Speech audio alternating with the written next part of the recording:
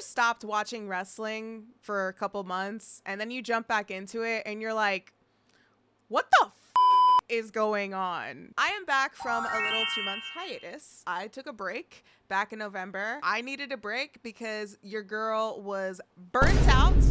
I was mentally ill. And I got my shit together, all right? I got it all together. I lost 50 pounds. I've been going to the gym. I'm a muscle guy now.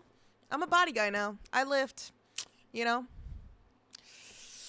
That's just the life I live now, you know. I asked you guys over on Twitter, X, whatever we're calling it these days, and Instagram, all of your hot takes. And y'all have been serving. I got a bunch of hot takes from you guys. I'm here for it, okay? Give it all to me. Tell me what I have been missing this whole entire time, all right? We're heading into WrestleMania season. It's Royal Rumble week. What did I miss? Tell me. Hot take. Jey Uso versus Cody at Mania speaks to me. It speaks to you? In what language? Not putting the heavyweight title on Sami Zayn is WWE's current biggest ball drop. I don't think you're wrong. I think that's a pretty normal take for a lot of people that have been really behind Sami Zayn for years. And especially with his current stuff that's happening. I don't know. It seems like something's building up with him between him and Kevin Owens, okay? If we are going to get Kevin Owens versus Sami Zayn at WrestleMania, I need the winner of that match to get a kiss from his opponent. I need Kevin Owens and Sami Zayn to kiss. That's what I want. I think the NXT and TNA partnership is awesome for NXT, not so much for TNA. Oh, but are you wrong though? Are you wrong? I did catch up and I did see that TNA and WWE have a collaboration now. That's great. I love to see it. From last year, what we saw with Jordynne Grace entering the Royal Rumble, we've seen so many collaborations between the NXT roster and the TNA roster. I think the partnership is great for everyone that's on both the NXT roster and the TNA roster.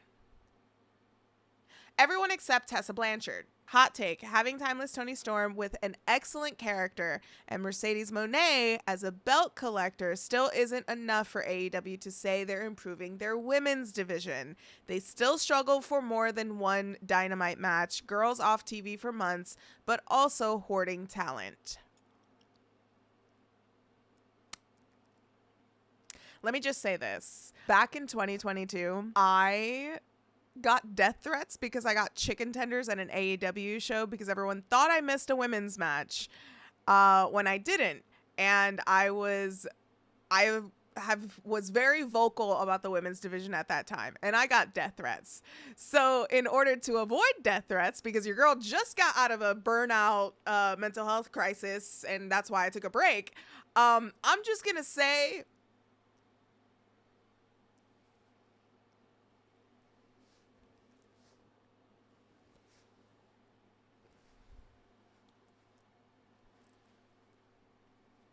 period. I will say this. During my time off, I did not watch any wrestling. Whatever wrestling I did catch up on was through social media and only Instagram. I was barely on Twitter. I honestly was barely on social media in general. But the things that I have seen coming out of AEW have only been about Toni Storm.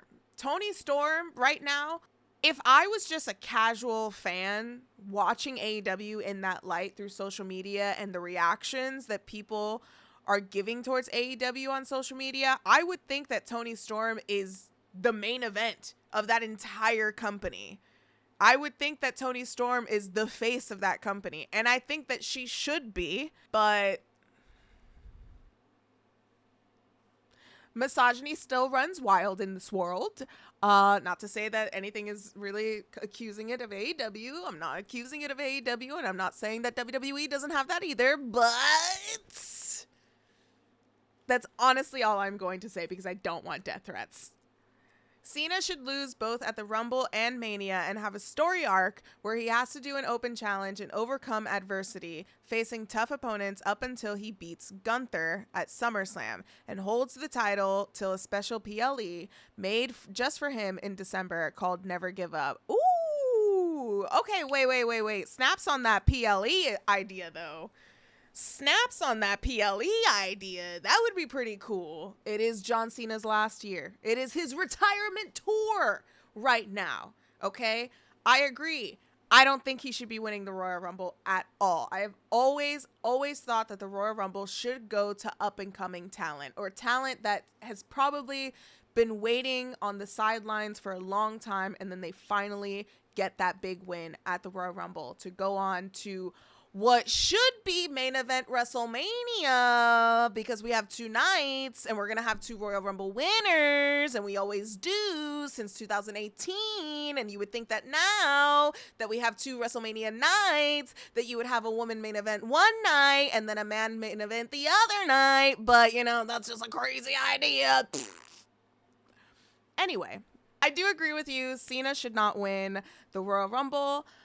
Winning at WrestleMania, that depends who his WrestleMania opponent is. We still don't know that yet. We're going into WrestleMania. Well, we're going into WrestleMania season, but we're going into Royal Rumble this weekend, so we're going to see what they try to build up at the Rumble match. But I will say it depends who his WrestleMania opponent is. I do think that he should win that championship against Gunther. I don't know when throughout this year, but he has to break that record. He has to break the record before he retires. But I think this is a pretty... I agree with this. I agree with this take. Pop off, young Citrus. Pop off. Hot take. NXT, the most entertaining WWE show. Listen. Let me just say.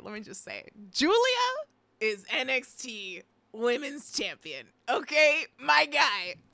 Put it right there. All right? You're not wrong, my guy. All right? That's the only reason why you're not wrong, because Julia's champion. Not necessarily a hot take, more of a what if John Cena's 17th world title is the TNA World Championship. Whoa. You think Cena would participate in a TNA pay-per-view this year? I feel like that would be the way that he would win it. I'm not booking the show. They don't pay me to do that. Brother, that's a hot take. Ooh, this one might ruffle some feathers. People criticizing Toni Storm's plot twist being on Saturday are only doing so because it was done during Saturday night's main event, WWE, and it was inconvenient for them, which was the point. AEW became a major talking point on the same night and showed they're still relevant against WWE. Great night for wrestling. I did see that some people were complaining that Toni Storm's plot twist that happened against Mariah May should have been on Dynamite instead of Collision. Now, what's the point of Collision if we're not doing exciting things on that show and saving it all for Dynamite? Also, competition against Saturday Night Main Event, right? Like I said earlier, Toni Storm is the biggest story happening in AEW right now. So yes, I understand saving that for Dynamite. That is, essentially it is the bigger show in AEW. But if you want to push Collision up, especially against competition, which I think competition is fantastic for wrestling. I don't think AEW should go anywhere. I think AEW should stay. Do they need some work? Sure. Does TNA need some work? Sure. Does WWE need some work? Yeah. Does Stardom need some work? TJPW? Yeah, it's wrestling, guys, of course. Oh, this one. This one. Ooh, George, I agree. I do not like the new referee shirts. LOL, I think I'm in the minority. You are not in the minority with that, buddy. I agree. Baby, what are we doing? Because for Saturday Night Main Event, we got the little bow tie and everything. Super cute, super chic. I love it. But then you have these shirts, these black shirts, and like, these are not my referees. Bring back the stripes. Get rid of that referee camera. I'll tell you that. That ref cam, I do not like it. I think it's weird. I kind of think it's invasive. Can only imagine the raw footage that's coming out of that referee cam when throughout the whole entire match. I actually want to see that. I want to see a POV of just a referee chilling out with the camera, and I want to see what goes down in the referee's POV. Because it's all just talking about the show, going back and forth, right? Take it home. Hey, do this. Hey, production said to do that. Look at that camera. I feel like that's all what it's going to be. And if you want more like behind the scenes stuff, the referee cams are great. But get rid of the referee cameras and get rid of those goddamn black shirts. It's like a gray shirt or whatever it is. I don't like it. I don't like it. Give me my stripes. Give me my stripes! Or else I will unsubscribe to the WWE network. Hot take. I think Jordynne Grace should win the Women's Royal Rumble match this year. Ooh. Yes and no. Yes, would it be so cool for her to win the Royal Rumble immediately after signing with the company? Absolutely yes. I'm predicting yes. As at this time, it is Tuesday, January 28th. So she hasn't had a match in WWE officially signed with WWE yet. But I believe going into the Royal Rumble, listen, she looked phenomenal last year. She's only going to look better this year. Winning the Royal Rumble would be kind of beast. Not going to lie, that'd be pretty beast. You're putting her HP to the top, baby. But I wouldn't do it this year. I wouldn't do it this year. Next year, absolutely. Absolutely next year. I kind of think that maybe she should be like Final Four this year at the Royal Rumble. Winning the Royal Rumble, I'm gonna have to disagree. Respectfully disagree, but I'm disagreeing for 2025 because I will agree with you for 2026. Braun Breaker is not worth the hype. Are you a cat? Are you not a part of the dog hound? The dog house? Woof, woof, woof, woof, woof. I don't know what that was. I don't know what that was. Please ignore that.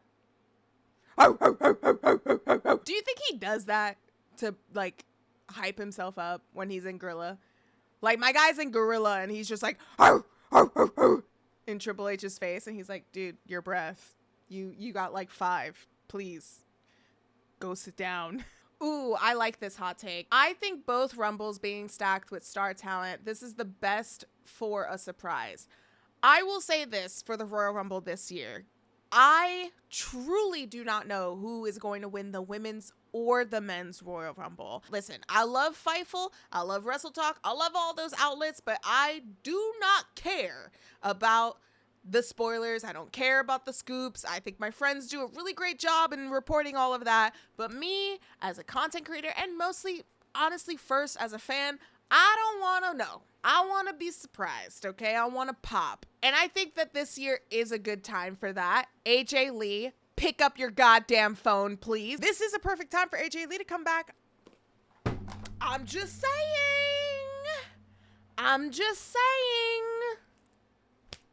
Let's light it up. And that about does it for all of our hot takes. You guys really caught me up a little bit within the last 2 months that I've missed, but I'm officially back. I'm back to content creating, and I really want to thank you guys for still subscribing and still clicking on this video and watching, because it is a fear for content creators to take a break and maybe go away for a while, and there's a fear of losing followers, losing subscribers, losing your audience. Do people still care about my voice? Do people still care about me creating things and speaking about stuff that I love that maybe you are also passionate about as well? There's a fear within that to take care of yourselves, because listen, life is hard, and whatever you see on the internet, whatever you see on social media is not what's really happening behind the scenes. And trust me, I have been doing this for 6 years, and for 6 years behind the scenes, it has been... That's the best way I could describe it. We're so back. We're so back. Until the next time I have a mental breakdown, you know, we'll see. Like this video, hit the subscribe button. You already know what to do, baby. Share this video. And I'll catch you guys next time. Bye.